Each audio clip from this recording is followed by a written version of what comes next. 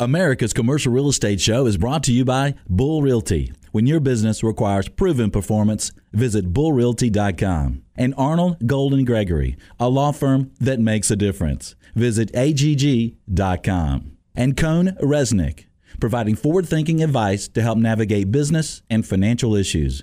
Visit coneresnick.com. And by France Media, providing exposure to the world of commercial real estate. Visit francemediainc.com.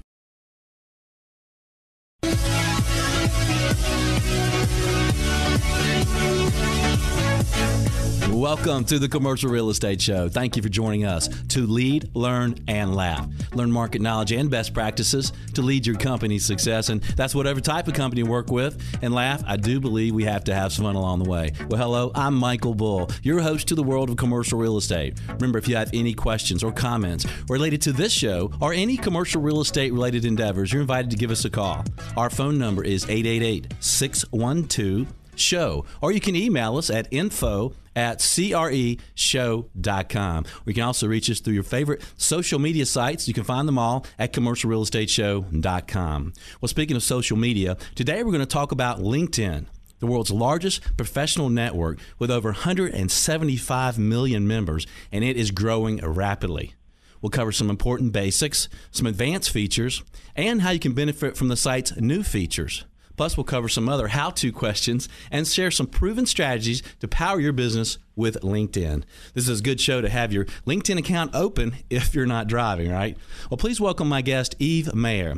Ranked by Forbes as the 5th most influential woman in social media, Eve is the CEO of Social Media Delivered, one of the most respected social media companies worldwide, serving clients with consulting, training, and outsourced social media. Eve is also the author of Social Media for the CEO and the Social Media Business Equation. Eve is known as the LinkedIn Queen because of her knowledge of leveraging LinkedIn for business-to-business sales and recruiting. Clout even ranks her as the 2nd most influential person on the subject of LinkedIn, only behind LinkedIn itself. Eve, welcome to the Commercial Real Estate Show. Oh, Michael, thanks so much, but I'm going to have to ask you to only address me by my real title, which is LinkedIn Queen. That's right, the LinkedIn Queen. That's incredible. And that's your, at LinkedIn Queen is your Twitter handle, right? Yes, it is, which has been really good because I'm able to offer tips there, not only about LinkedIn, but social media in general. That's great. Well, to get us started, just how significant and prevalent is LinkedIn for business users, Eve? Well, you know, LinkedIn has been always my favorite social media, and it's just let me be clear to say I do not work for LinkedIn, so it doesn't benefit me to tell you that. I'm completely unbiased. Now, I am friends with LinkedIn. I do write for Forbes from time to time about LinkedIn, but it's always been my favorite because it's where I began in 2008. I started this company in 2008, and a lot of people think I was so brilliant. But the truth was I was desperate. It was 2008. Remember that? I remember. Oh, and I was desperate, and I was looking for new ways to do things. I was a VP of sales and marketing at the time, and I was looking for a new way to do business, a new way to find leads, a new way to generate sales. And perhaps I was even a bit fearful that I might be looking for a job soon. So I accidentally really stumbled onto LinkedIn. I had been on it for a while, and like most people, had kind of set it up, when I was looking for a job and never really paid attention to it. And what happened is I accidentally stumbled onto a $150,000 lead, which was sizable for the company I was at the time, and it led to some business, and I just became really interested in learning how LinkedIn could be leveraged by companies other than the main thing they think it is for, which is hiring. Right. I think some people think of LinkedIn for hiring and posting a resume, but what are some of the other beneficial uses of LinkedIn? Well, I think if you would talk to most people, they would say LinkedIn is the place to find a job or to find, new candidates to work at a company. And they're right. 85% of companies this year are using LinkedIn to make a hiring decision. So that's definitely the place to be if you're looking for a corporate professional job. But what I believe is that LinkedIn is the most underestimated B2B sales tool ever. So I've been a salesperson forever, since I was a teenager, which was a long, long time ago. And I feel that this tool has really changed the way business-to-business organizations are able to prospect or able to build relationships. And I just think it's unmatched. There's other things you can do as well that a lot of people don't realize. Nonprofits, for example. We work with a lot of nonprofits who just don't think LinkedIn is going to be a great place for them. And when they really tap into it and they begin to use it kind of in the same way that B2B companies are, prospecting, it's an effective tool for nonprofits to reach out to other organizations that may help them with donations or support and form business partnerships. But as a whole, LinkedIn, I think its biggest strength is being a really great tool for business relationships and primarily prospecting with a clear return on investment for B2B organizations. Okay. Well, Eve, let's talk about what's new on LinkedIn. Can you share with our listeners about the new endorsements and how they work for the endorsor and the endorsee? Yes, I can. And in fact, I recently wrote an article. If you Google Forbes and just search my name, Eve Mayer, Mayer, there's a recent article specifically on endorsements. And the reason I wrote this article is, quite honestly, people were just freaking out. They were just having a fit about endorsements. What is this stuff on my LinkedIn profile?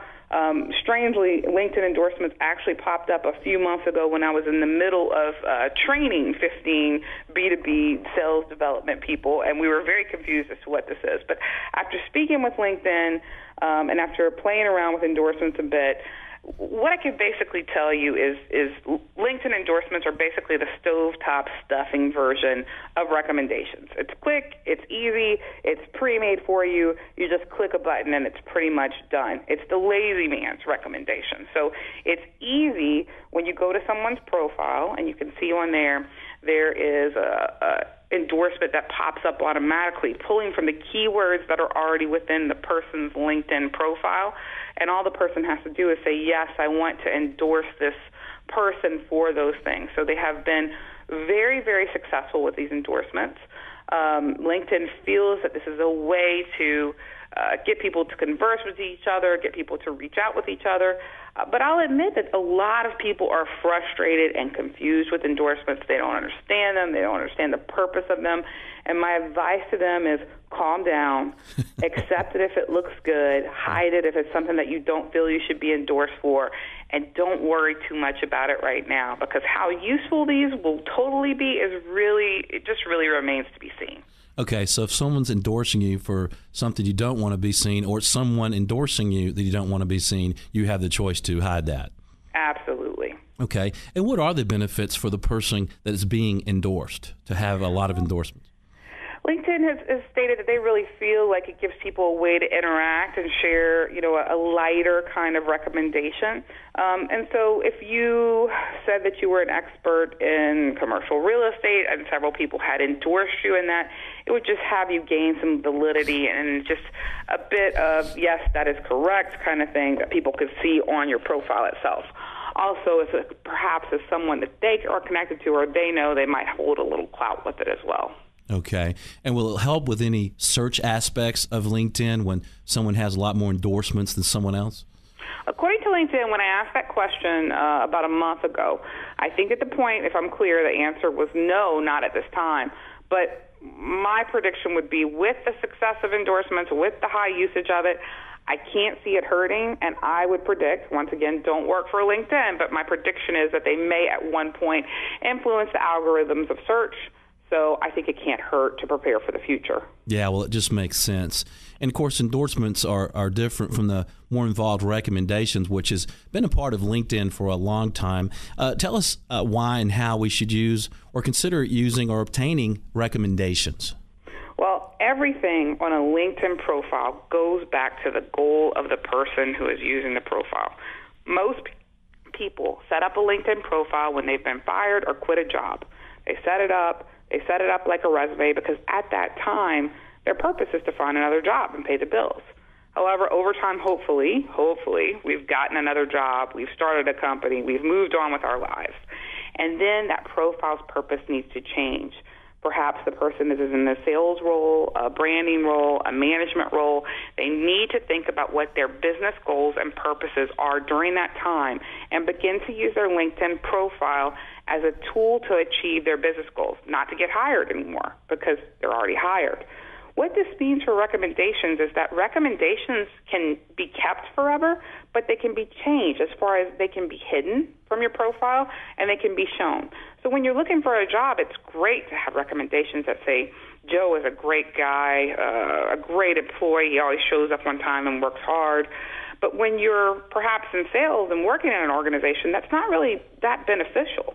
What you need then is a recommendation that speaks to the goal you're trying to achieve. So let's imagine you're in business development at the company now. Now you don't want recommendations that say Joe kills his sales goal every time and can sell ice to an Eskimo.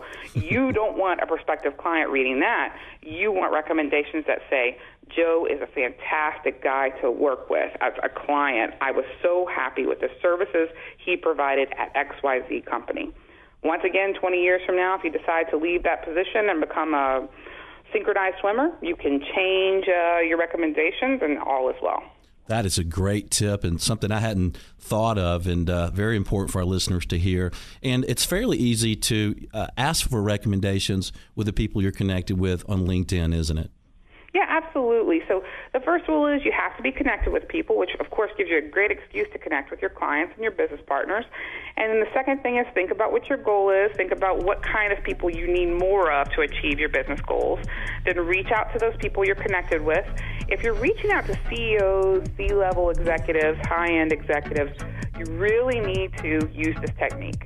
Dear Judy, I really love serving you as a client, and I would so appreciate you providing a recommendation for me and my services. Right. It would be great if it would be something like this. Yeah, you have to write it out for them and put it in quotation marks. That's right. You got to do it for them. 9 times out of 10, they're going to copy it. And we're going to take a quick break. More LinkedIn tips from the LinkedIn Queen, Eve Mayer. I'm Michael Bull. This is the Commercial Real Estate Show. We'll be right back. America's Commercial Real Estate Show is brought to you by Bull Realty. When your business requires proven performance, visit bullrealty.com. And Arnold Golden Gregory, a law firm that makes a difference. Visit agg.com. And Cone Resnick, providing forward-thinking advice to help navigate business and financial issues. Visit coneresnick.com. And by France Media, providing exposure to the world of commercial real estate. Visit francemediainc.com.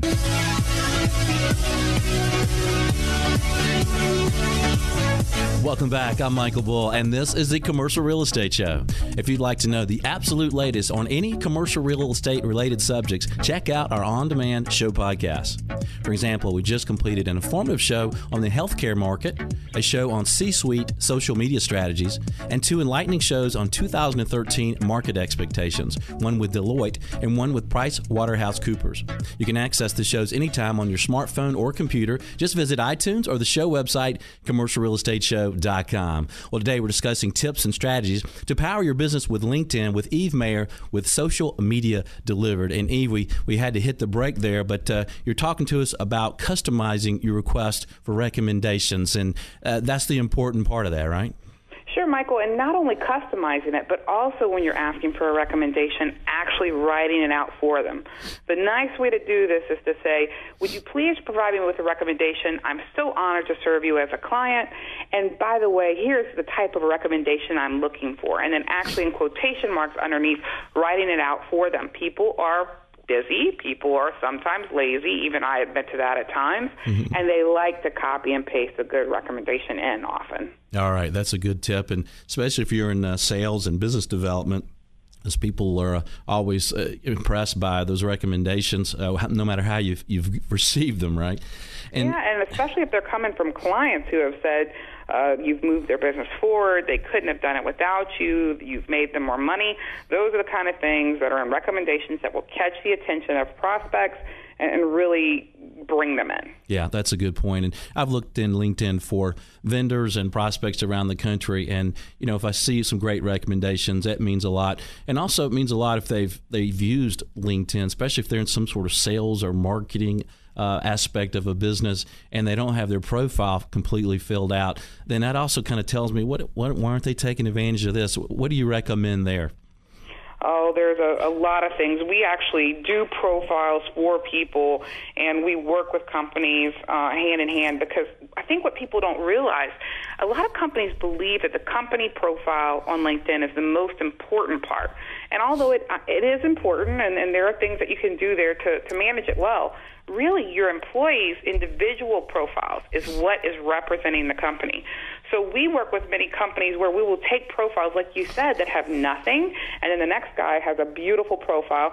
They're completely unstandardized. They're not speaking well of the company. And what these profiles really need to do is be a blend of the person's experience together with the current company's experience, built in a way that will help that employee achieve whatever things they're working on at this time. Perhaps it's a recruiter, it needs to be done in a certain way. Perhaps it's a business development person, it needs to be done something in a certain way with certain searchability in place. And this is really the place that sets up your foundation. When we meet people in person, we make judgments, and we typically do it in 30 seconds to a minute. It sounds terrible, but it's the truth, right? We meet them, we decide who are they important enough, what can they do for us? On LinkedIn, it is the same way. We do the same thing. So it needs to be set up in a certain way that lets people know who we are, what we can do for them, and why we're important. Okay. So if you own or you're running a company, you do want to encourage all your folks to be on LinkedIn? Is that one of the things you were saying there? I wouldn't say that everyone. I don't know if the certain people need to be on LinkedIn, but when we're talking about your executives, your business development, your recruiters, people who are outward facing in the organization, and also people who are going to work with business partners outward of the organization, really need to have standardized and searchable and effective LinkedIn profiles that build upon their experience tying it in with the company. Okay. So might a company policy be appropriate to check the LinkedIn accounts of your folks and see if there is some things that should be improved? Yeah, you could, and you have to be careful about this because a lot of employees will say, well, let me talk about the fear a little bit, right? Mm-hmm. So a lot of employees will say, look, this is mine. This is my personal LinkedIn. I use it to get a job. I may use it in the future to get a job again, and they want employers to stay out of it. On the other hand, a lot of employers say, why am I going to help an employee get a better LinkedIn profile? This is just going to make them more desirable to outside sources, and I'm going to lose this employee. So there's a lot of fear because so many people are thinking of this from the recruiting angle. What we need to understand is that because this is a very powerful recruiting tool, it means it's a very, very powerful and untapped B2B sales tool, which means your competition probably is not going to be doing the things that I'm talking about because of fear. If an employer can look at LinkedIn profiles and bring in a trainer or a company or have an expert internally to standardize those profiles and help the employee build the profile where it makes the employee, him or herself, look better and helps them achieve their goals and makes their job quicker and easier, then it's a win-win for both the employee and the employer. Yeah, that's interesting. I've noticed that when I'm recruiting for my brokerage firm, I'll have some of the folks I'm talking to, they've gone on LinkedIn and they've looked at the quality of our current brokers, and they're impressed by that. So, if they had lackluster LinkedIn accounts there and profiles, they may not think that, right? Yeah, absolutely. I've even seen, social media across the board for organizations has become more of an asset, right? Mm-hmm. It's looked at more when a company is being evaluated for, how much it is worth by venture capitalists, by angel investors. It's looked at by how healthy the sales department is or the marketing department is. And I think LinkedIn is a good indicator on what's going on within an organization and how tight their sales ship is really being run. Right. Okay. And you talked about endorsements being new to LinkedIn. What else is new about LinkedIn? Well, there's a whole new profile layout that was just rolled out. I understand some of the changes, but I have not had enough time to spend a lot of time to give you a lot of details on that yet. But there's new profiles, so when you go in, your profile may look different if you haven't been in for a week or two. And, this happens every so often with LinkedIn. I've also seen some things where they're getting rid of some of the current applications that have been in LinkedIn, such as Amazon, the thing that you could plug into your profile to say what you were reading, some events, items that were going up on your LinkedIn profile as well. So some of those things are being done away with, and I think they'll be introducing some different apps to go into the profile. Okay. And I noticed I used to have it hooked up so that when I tweeted, it would also post to LinkedIn, and they got rid of that, didn't they? Yes. I always get mixed up on this here. So when you used to be able to post both ways, and now you can only post one way. And I actually have an article that goes into detail about this on Forbes as well. If you just search it for Eve Mayer, it talks about the end of Twitter and LinkedIn. I really don't think this is a terrible thing. I really, for the most part, became frustrated when there was a lot of crossover between Twitter and LinkedIn. The reason why is this. Every social media has a different audience, has different people, has a different purpose, typically, and also requires a different frequency. Just like when you place an ad on television or you place an ad on radio, you need a certain amount of frequency. What will the right frequency be? And also, those ads and that bit of information is going to look different from format to format. It's the same case with social media. The right content on LinkedIn does not mean it's the right content on Twitter or on Facebook. So when those things were hooked up and posting between each other, I really think the frequency was not usually appropriate. Often you had people doing a Foursquare check-in at Burger King and posting it over to LinkedIn, which is not a great idea. So it just didn't really make sense to me, and I think it was actually a pretty good change. Yeah, that's a good point. Just the 140 characters limit there on Twitter alone, when you get into LinkedIn, it's like, why are they abbreviating and using all these Twitter hashtags? We're going to take a quick break. More LinkedIn tips from the LinkedIn Queen, Eve Mayer. I'm Michael Bull, and this is the Commercial Real Estate Show. We'll be right back.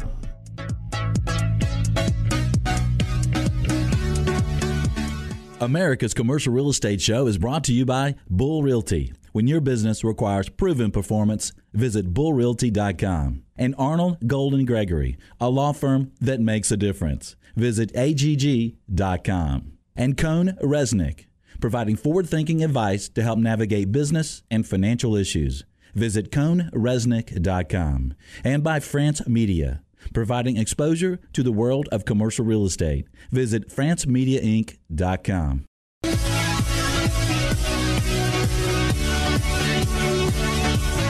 Welcome back. I'm Michael Bull, and this is the Commercial Real Estate Show.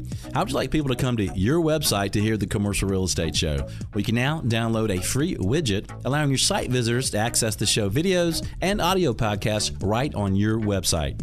Just visit commercialrealestateshow.com and look for the widget on the homepage. You can see how it works and easily download it to your site. After you load it, it works automatically. Well, today we're discussing tips and strategies to power your business with LinkedIn with Eve Mayer with Social Media Delivered. And you know what, Eve? We're always looking for answers out there, aren't we? What are answers on LinkedIn?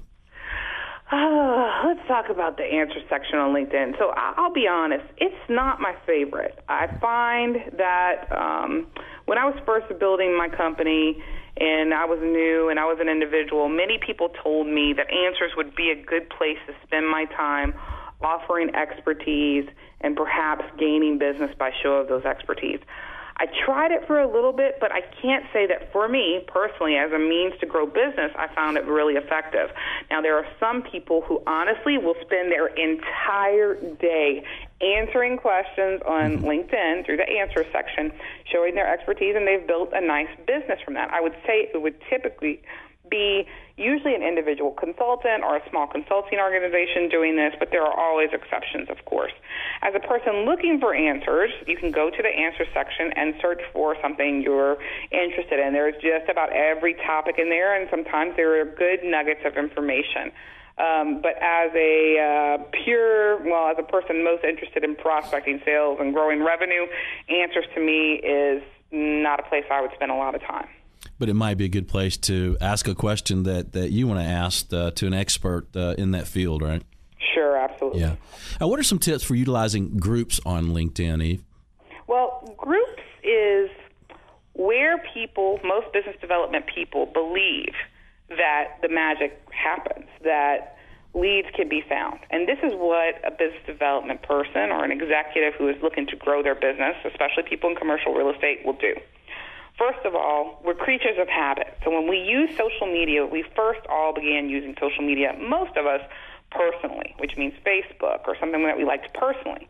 When you use social media personally, you're putting like with like, meaning I'm going to join Facebook and be with people from the same town, like the same team, work at the same place, live in the same place, like with like. So the habit becomes, when I use social media for business, I'm still in that habit of doing like with like, and so I get on. Let's imagine I'm a commercial real estate professional. I start joining all the organizations that I'm a member of, and I get in those groups, and I talk to those people. We work with a lot of commercial real estate companies who say, listen, we've been on LinkedIn, we're in groups, we talk to people, but we've got nothing out of it, just nothing, right? No business, no growth. We think it's a waste of time. So what we do is we go and we look at their behaviors and what they're doing on LinkedIn. The problem is pretty, we pretty much know what it is most of the time. So because they have that behavior of like with like, they've gotten onto LinkedIn, joined a bunch of groups, and started to interact with their competitors right. and their counterparts. And the question we ask them is, when is the last time you went to a convention full of your competitors and counterparts and came back with a lot of closed business? It just doesn't happen. So one of the main things that we have to look at with social media for business is we have to be in groups that are full of our prospects. So if I'm a commercial real estate person and I am doing properties in New York, then I need to look for startups and businesses in New York. I need to look for those people that will be making those decisions to rent those properties. I need to be looking for people who are going to soon be in that position to need those properties that I am selling. So that's one of the biggest mistakes that we see. Once people are in those groups, if you're then in a startup group instead of being in a real estate group, then you're a minority in that group and you have more opportunity to get to the right people. But in my opinion, interacting in groups can be useful, but the best thing that can be done is using groups as a way to directly find people to prospect and target on a regular basis, and do it very systematically where you can reach people that you couldn't have reached before without the group. Okay. And we're short on the break, but what are some things you should not do in groups? In groups, you should not just sell, post about yourself all the time. Nobody likes it when you just talk about yourself personally, and they're not going to like it in the business world or online either. You should not say rude things to competitors or anyone else. You should stay positive and share your knowledge. That's right. When you go to a party, if you start talking about yourself the entire time, you're not going to have very many people listening very long, are you? Exactly. It's boring. Yeah. Social media is the same way. And I've heard some people talk about groups and say, well, there's a lot of people on there talking that think they're real smart, and it just bores them to tears. Mm-hmm. I agree. They're talking about things that maybe there's much better experts out there that they're in that group and seeing it. Okay, we're going to take a quick break. More LinkedIn tips in a moment from the LinkedIn Queen, Eve Mayer. I'm Michael Bull, and this is the Commercial Real Estate Show. We'll be right back.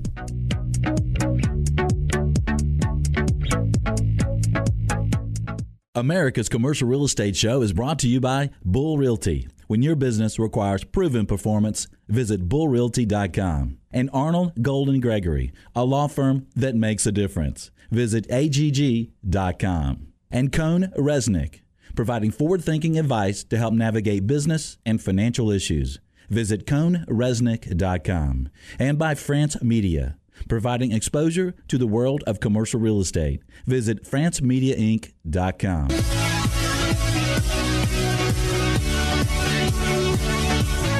Welcome back. I'm Michael Bull, and this is the Commercial Real Estate Show, where dancing in the studio is always allowed. We have some interesting shows coming up for you. And come to your show next week with Mike Lipsy on performance sales and leasing. The following week, a show featuring Rod Santomassimo to help power your production and 2013. And the following week, a show on bank and servicer strategies. Be sure to catch shows of special interest to you. Sign up for a once-a-week email announcing the show topic at commercialrealestateshow.com. Well, today we're discussing tips and strategies to power your business with LinkedIn. My guest is Eve Mayer with Social Media Delivered. Eve, what about premium accounts? What are the costs and benefits of having a premium account on LinkedIn? Well, I think the costs have changed not that long ago, so I don't remember the exact amounts, but there's, I believe, 3 options, and I think they're adding a couple of more options as well. We get asked a lot if a premium account is worth it, and it really just depends. It depends on what the person's role, what they're trying to achieve on LinkedIn, and also it depends on who their prospects are. So by doing we've trained probably about 1,000 people over the past 3 or 4 years on using LinkedIn specifically for business development and sales. We know that it really depends on their prospect. Often the LinkedIn Premium is really valuable when it comes to specifically targeting companies of a particular size. So let's say that your organization really is only going after companies that have 500 or more employees. It's really helpful to have those filters. And I think the filters are some of the most useful parts for the premium membership. Now, once again, I don't work for LinkedIn. I'm friends with LinkedIn. So whether you upgrade or not, it makes me no money at all. Mm-hmm. I find that most people do not need to upgrade. The people that typically need to upgrade are either recruiters who are primarily using LinkedIn for their recruiting efforts, and B2B salespeople who are using LinkedIn on a daily basis with a high need for search. As far as in-mails, as far as other ways to reach out that LinkedIn gives you more of when you upgrade, to be honest, there are other techniques that can be learned without the need for some of those things. I see. And talk to us about in-mail real quick. An in-mail is basically something that when you upgrade, you're paying for the right to speak with someone who you're not connected to. I believe with the first upgrade, you get 5 of them. It can move up to 15 and move up from there per month. And so it's basically you're paying to get a message to someone. Now, this can be effective if done well. However, just remember that typically most people are savvy enough to know that when you reach out to them in this way and they see in-mail, they know that you've paid for that right to contact them. Right. So if they're that familiar with LinkedIn, right? Mm-hmm. And I'm a premium account member, and I found it useful, but I probably fit in both of those categories you just mentioned. And I'm also Open Link Network. And so what does it mean, and why should someone want to be designated as part of the Open Link Network on LinkedIn? Well, I don't think it's for everyone. Open Link is when you're an upgraded member and you would like to be able to receive messages from anyone who would like to send it to you. A lot of people don't understand how to use LinkedIn, and they don't know how to speak with someone they're not connected to, and they feel that they don't have their email address, so they can't get to that person. So what OpenLink does is it truly makes your network open where they can reach out to you and talk to you directly. What you can expect if you do this, and I'm an OpenLink member, so I'm experienced with it, is that some people that you really wish wouldn't talk to you will reach out to you and talk to you and try to repeatedly sell things in a non-classy way. What you can also expect is being reached out by quality people that will reach out to you that didn't know how to get to you in another way, and there are opportunities there. So I would say it's not for everyone. It's for a power user of LinkedIn that really knows how to use it and get through it quickly. Otherwise, it can be a time suck. Right. That's a good point. You got to know how to handle those time issues. And I'm an Open Link Network member, and I think mainly because of the radio show, I'd like to connect with all the listeners out there. And let's talk about connection policies. Can you give us some advice on connection policies? How many connections should someone have, and how should people decide who to connect with or not when they're asked? Okay, so if somebody asks you to connect with them, if you haven't divorced them, broken up with them, been fired by them, or fired them, I think you should consider it, right? So if you consider it, you really have to go back to what's your goal. Who you accept is going to be different for a CEO than it is for a secretary, than it is for an admin, than it is for a business development person. But we have to recognize that people's roles change, and eventually a person who may not look valuable to us today may be very valuable to us a year from now. So who should we accept? If the person seems creepy or spammy, don't accept them. Other than that, think about your goal. If you're a salesperson or a business development person, I believe that you need to open up accepting more people. Why? Remember back in the day when we had Rolodexes, the larger my Rolodex was, the more money I made, period. And this is a giant Rolodex, if used properly, can make you more money. So I think business development people need to be open to accepting more connections. Okay. And how do you decide who to ask to connect with you? Who do you reach out to connect with? And we're fairly short on the break, but do you have some advice there for us? You really need at least 100 connections to look decent on LinkedIn. If you have less than that, you have some work to do. After that, I think that a lot of people try to sell by connecting with people and trying to sell them stuff. In my opinion, there are better techniques that you could be trained on that would be much more effective than that. So personally, so you don't get blocked, don't ask anyone to connect that you don't actually know and that you're fearful will not accept you. Okay. And how can you do a search to see if people you know are on LinkedIn? Top right has a drop-down menu for all the searches, so you can search all kind of keywords, names, and pretty much anything that you want. Okay, so you can go there and search for your industry or the companies that you work with and see who's there, right? Yes. Okay. All right, we're going to take a quick break, and when we get back, we're going to get more LinkedIn tips from the LinkedIn queen, Eve Mayer. I'm Michael Bull, and this is the Commercial Real Estate Show. We'll be right back.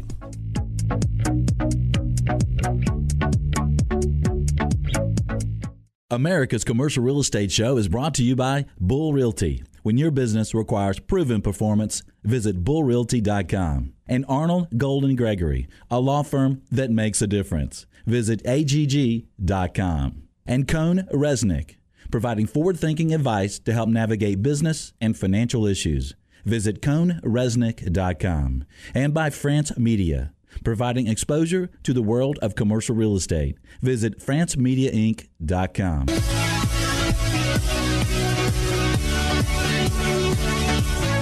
Welcome back. I'm Michael Bull, and this is the Commercial Real Estate Show. Would you like easy access to quality content to post on LinkedIn, Twitter, and the other social media sites? You know, the typical challenge with social media is finding good content, right? Well, you're invited to use the Commercial Real Estate Show video, blogs, and audio podcasts as informative content for your social media endeavors. There is a share bar on each show page, video and blog. You can find them all at commercialrealestateshow.com. Well, today we're discussing tips and strategies to power your business with LinkedIn with Eve Mayer with Social Media Delivered. And Eve, I'd like to ask you about what people think LinkedIn is really for, about finding a job. So if you are looking for a job or a better job, how should you use LinkedIn for that? Sure. I think LinkedIn is the best tool when you're looking for a job, when you're in a career or a profession. And I think that most people will go onto LinkedIn and they'll do a search of the job listings. And that's it. They'll search for the job listings. They'll go to the website typically of that company and apply for that job. I really think that there's a much better way to use LinkedIn. What they're typically doing is they're just using it as a way that is just a way for search that you could really do on just about any site. Instead, what I think people need to do is to tap into their connections on LinkedIn, make a list of the companies that they want to work at and a list of the industries they wish to work in. By using LinkedIn, they can do searches and look at their network, because we know with jobs, nothing has changed. It's typically who you know. So when you tap into this and you look at your network and you look at the companies you're connected to, find the people you're connected with, ask for introductions, whether there's a job there or not. Tell people that you want to work at a certain company. Ask them for their help to get you in the door through introductions on LinkedIn. Don't just use the job search. Okay. And what if you're an employer? What are some tips for using LinkedIn to recruit employees? Well, when you're an employer, I think employers are pretty savvy with their recruiters for the most part on using LinkedIn. Once again, though, not always, a lot of times I'll find recruiters that we actually train. We actually train recruiters and business development people on the same techniques, because they're both looking for a person to achieve their goal, right, either to sell to or to hire on LinkedIn. But what I find that's so frustrating is many times people who are recruiting will simply post a job posting on LinkedIn, wait for 300 resumes to come in that they have to spend time sifting through.